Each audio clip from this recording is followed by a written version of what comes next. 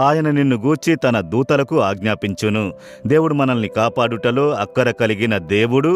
ఈ దినం మనం ఇంట్లోనే ఉండలేము కదా, బయటికి వెళ్ళేదాము, ఆఫీస్కి వెళతాము, చదువుకున్నటకు స్కూల్కి కాలేజీకి వెళతాము, బిజినెస్ కొరకు వెళతాము, బయట మార్కెట్కు వెళతాము. బయటికి వెళ్లకుండా ఉండలేం కదా ప్రతిదినము.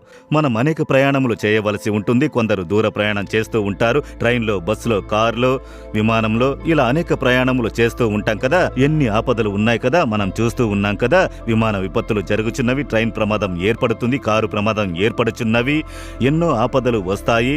ఎలా ఈ ఆపదలతో నిండిన లోకములో జాగ్రత్తగా ఉండడము, మన భద్రత గూర్చి మనము అక్కర కలిగి ఉండడము కంటే మన దేవుడు అధిక అక్కర కలిగిన వారు. మనల్ని కాపాడుటకు అనేక కార్యములు చేయుచున్నారట. వాక్యంలో ఉన్నది, ఆయన మనల్ని కంచెవేసి కాపాడునట. దేవుడు కంచెవేసి కాపాడితే కంటికి కనిపించని కంచె, అది భద్రత కంచె. దాన్ని దాటి ఎవ్వరూ మనల్ని